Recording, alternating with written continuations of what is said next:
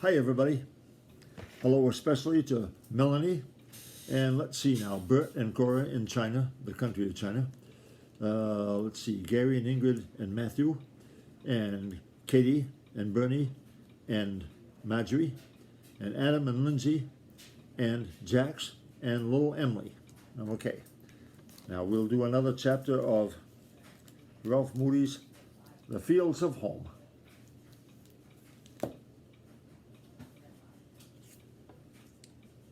Chapter 19, The Stone Rake.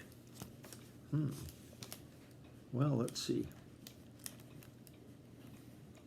I finished plowing Monday night and expected to haul dressing Tuesday morning, but I didn't.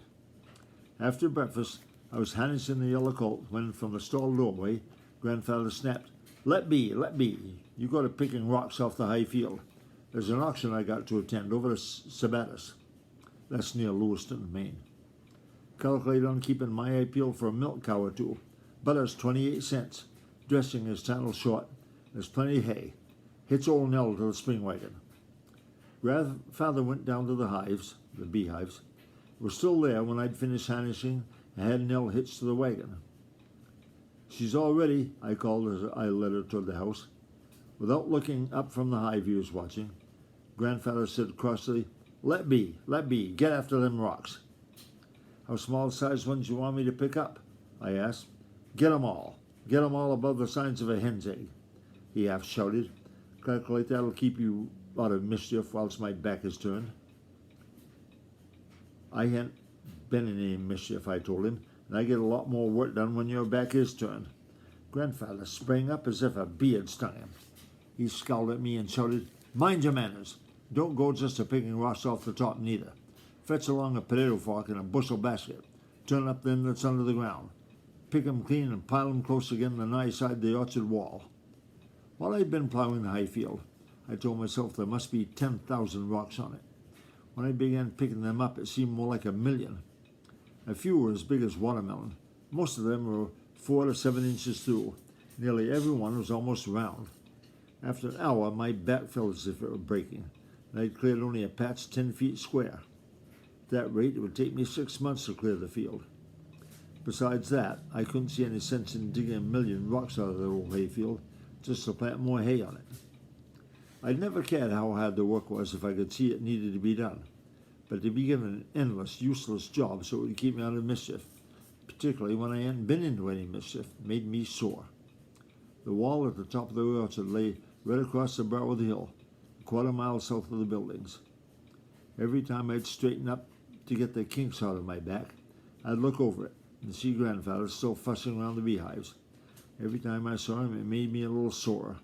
I made up my mind I'd be careful to stay out of mischief, but I wouldn't break my back or hurry while I was doing it. It wasn't until about 11 o'clock that Grandfather left the beehives. I watched him go out to meet the mail carrier, go into the house for a couple of minutes, then drive away. As I dragged the potato fork through the loose dirt, I began thinking that if I were a giant and had a big rake, I could clean off that field as easy as raking pebbles on a beach. Next, I began wondering how I could make a big rake that a horse could pull. I started monkeying around with the potato fork handle, sticking it under the half-buried round stones at different angles, pushing it along to see how they'd move. If I slanted it just right, the stones would turn and slide up the fork handle to the top of the ground. After finding how the rocks moved, it didn't take any inventing at all to know how to make a stone rake. All I need would be a sort of harrow, with long teeth set at just the right angle, and close enough together they'd rake up every stone bigger than a hen's egg. The teeth would have to be set in the shape of a V, with the point open, so it would roll the stones in a narrow row. It was a little after 12 o'clock when I went to the house for dinner, and Millie was furious. My being late didn't help any, but it was Grandfather she was really mad at. In the morning it had been hot and muggy. The kitchen was swarming with flies. Millie was shooing them away from the table with her apron. Every time she flapped it, she'd blurt out a few words. Where you been? What sort of devilment you been hatching up now? Devilish wonder the flies ain't at the victuals before you come to get 'em. Thomas tell you where he was going? To an auction, I told her. He said butter was 28 cents a pound, and he wanted to get another cow or two. Well, he needn't think I'm going to make him no butter in this fly trap. Huh! come out looking like blueberry muffins. Levi promised he'd make me screens before he went back to Boston. The wire's around here someplace, and he'd have made 'em, too, if Thomas hadn't run him off. What does Thomas think I'd be, a sneak thief? Locking his bedroom door before he steps foot off the place. Good Lord, I got 2 minds to 1 to go off and leave him right now. Millie sounded mad enough to have gone. I didn't want her to, so I said, I've had 2 minds to go all morning, but I'm not going, and I'll make a deal with you. I know where the screen wire is, and I'll make screens for you the first chance I get, if you'll help me make a stone rake now. Millie looked sort of frightened. She'd been shouting, but her voice dropped almost to a whisper. Did Thomas tell you to make it? She asked. I know the answer to that, don't you? No, he didn't, but I'm going to make it anyway. It'll take me from now till next haying time to pick all the rocks off that field by hand, and I'm not going to do it. If what he wants is to get rid of the rocks, I'll do it for him, but I'm not going to do a useless job the hardest way just so I don't have time to do anything else. I won't help you, Millie snapped. Ain't Thomas mad enough at you already for what you've done to the dump cat? He can get just as mad as he wants to, I said. I'll go back to Boston before I'll dig another stone out of that field. Millie's under lip trembled. She said, I'll help you, Ralphie. I won't stay here alone with him another blessed day. He's so cussed contrary since he come home from his reunion, the Almighty himself couldn't live alone with him. That was the first time anybody ever called me Ralphie when I liked it. It took Millie and me most of the afternoon to make the stone rake. To get the right size spikes, I had to knock half the teeth out of a homemade harrow I found behind the sheep barn. For the framework, I used an oak 4x6 from the carriage house attic. I didn't know just how wide we could make the rake without being too heavy for one horse to pull, but there was just enough lumber to make it 4 feet, so that was the width we built it. Grandfather had a drag for hauling heavy stones. It was just 3 white oak planks bolted together, had the front end rounded up a little, like a sleigh. I hitched the yellow colt to the drag, loaded the new stone rake on it, and drove to the high field. As I drove, I had to think a little about which end of the field I'd better start on. Grandfather often came up the roadway that led through the high field. If I started there, he'd probably catch me within a day or two, make me stop using the rake. If I started on the back end of the field, he might not catch me so soon. He'd think I wasn't getting anything done. I have to show him the rake. After a few minutes, I decided to start right at the roadway. I wasn't going to try to hide anything. If he got mad about it, I could always go back to Boston. I unloaded the rake at the near corner of the field, hitched the yellow colt to it, and clucked to him. With the long teeth slanted well forward, the rake dug itself deep into the ground. After 2 or 3 steps, the old horse stopped and looked back, as though he were trying to tell me he couldn't pull it. When I swung the line ends up, he lunged forward a few more steps. The plowed soil inside the rake wing seemed to boil. The rocks came to the surface and rolled out through the tail of the V. There's no question but what the rake was heavy for one horse to pull, but it did a better job if it was pulled fast. After the first few tries, Yellow Colt learned to hit the hollow hard, tear into it for 15 or 20 yards, then stop and rest till he caught his wind. I never raked more than 1 round across the field at a time. Then I'd hitch him to the drag, load the rocks with a dung fork, haul him to the wall. Of course, all the rocks didn't work the same way. When we would run into a big one that wouldn't go through the back of the V, I'd have to lift it out, and all the large ones had to be lifted on and off the drag too. But it was an awful lot faster and easier than doing all the work by hand. I nearly forgot that it was a useless job.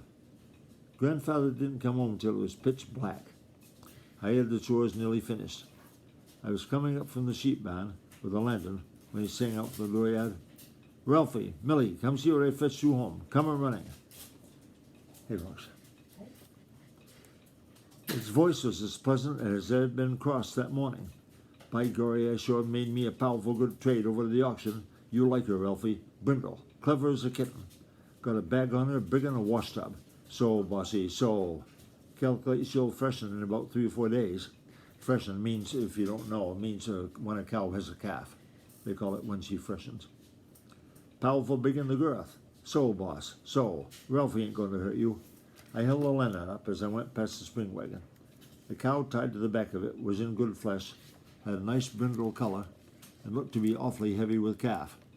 I wouldn't have guessed her to be over 5 years old. She was gentle when I led her to the spring for water and then to the tie-up. All through the supper, Grandfather talked about the auction, the new cow, what a good trade he'd made on her, how many more cows he was going to buy. He was never cross once. He didn't ask me how many rocks I'd picked off the high field. It was nearly 10 o'clock before we went to bed. The next morning, Grandfather came to the tie-up while I was milking. I didn't hear him till he sang out, "Gory sakes alive, Ralphie, ain't she a beauty?" He ran his hand along the new cow's back, pressed it first against one side of her and then the other. Gory sakes, he said over and over. He laid a palm against her, pressed it with the other hand, seemed to be listening. Great thunderation! Wouldn't it be a mite surprise if she was to have twin calves? Gory sakes, might happen they'd be steers, Ralphie. Well, steers. Ralphie, did ever you drive a yoke of steers? Powerful good critters in the woods. Steady. Ain't high-strung and flibberty-gibbet like horses. I and you might need a yoke of steers once we go clearing the wilderness field. Didn't know what Grandfather meant by the wilderness field, but it made me remember about the rocks in the high field, so I asked, "Is it all right if I use the stone drag to haul rocks off the high field? Some of them pretty heavy to carry." Horses, horses, horses, Grandfather snapped. Can't you do nothing without horses? I got to use old Nell. Got to attend every auction roundabouts. Got to keep my eye peeled for milk cows.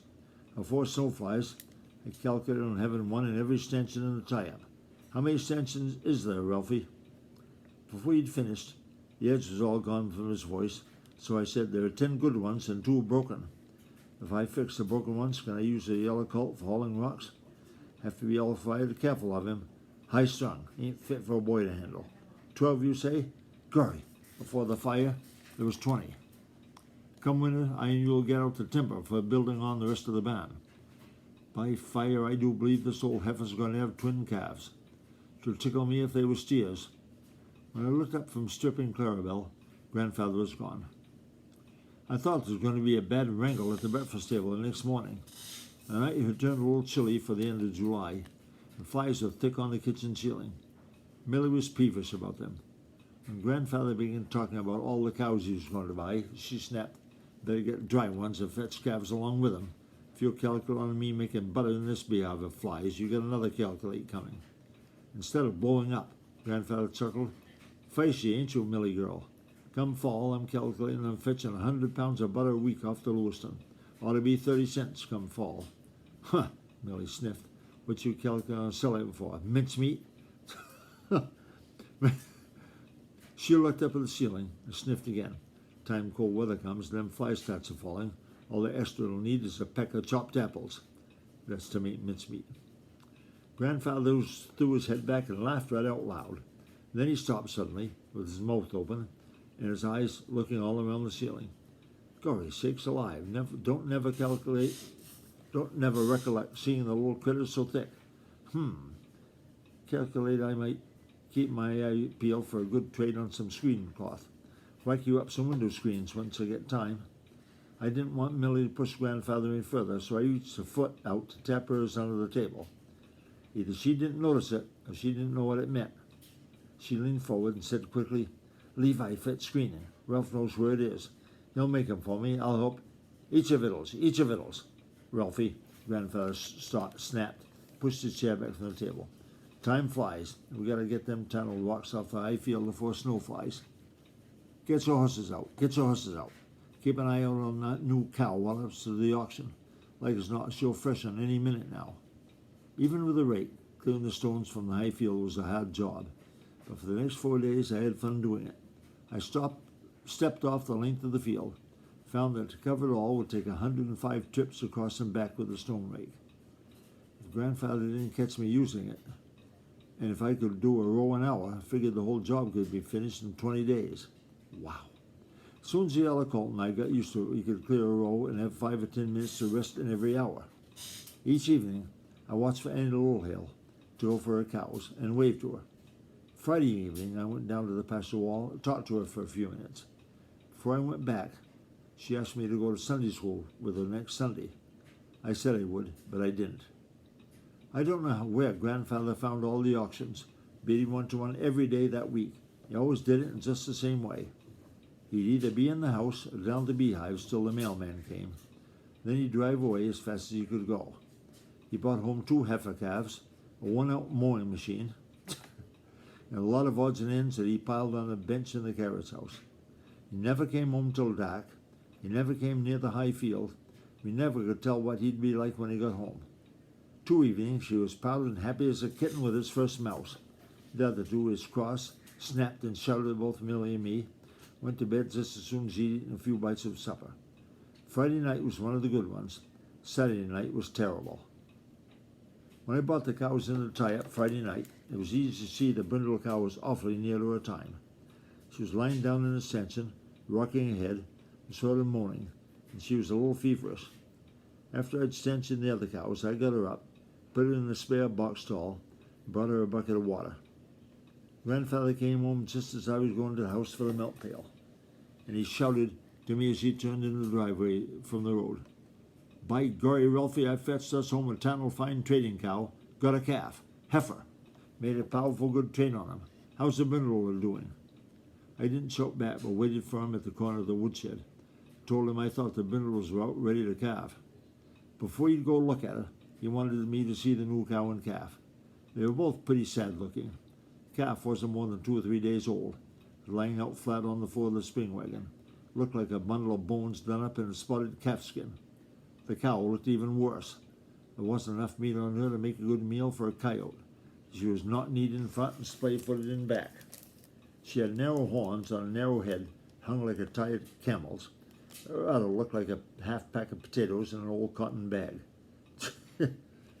"Gory, ain't she the best trading cow you ever seen?"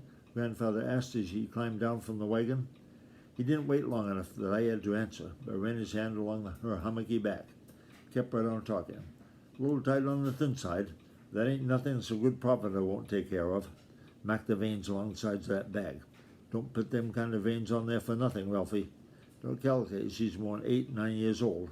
Sprinkle it up with a little good provender in her. Calculate she ought to be good for 2 or 3 pounds of butter a day.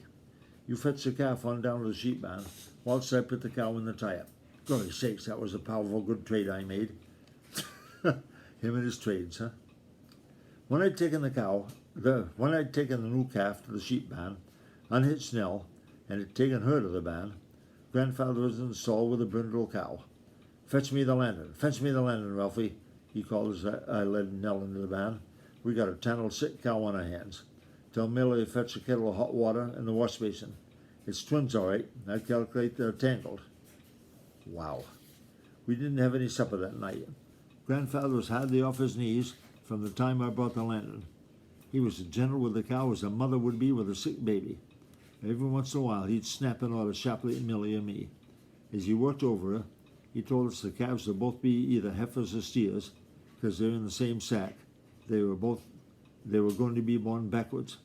It was nearly midnight before Grandfather delivered the second steer calf, moved it forward so its mother could lick it, and climbed to his feet. He was so tired that his shoulders slumped forward, but he seemed happy, as proud as if the 2 star-faced red calves had been his own babies. "Gory sakes, children, ain't they pretty ones?" he asked. And then he straightened up for a minute. Said, "By fire, Ralphie, them's going to make us a yoke of steers. Come through your rolls.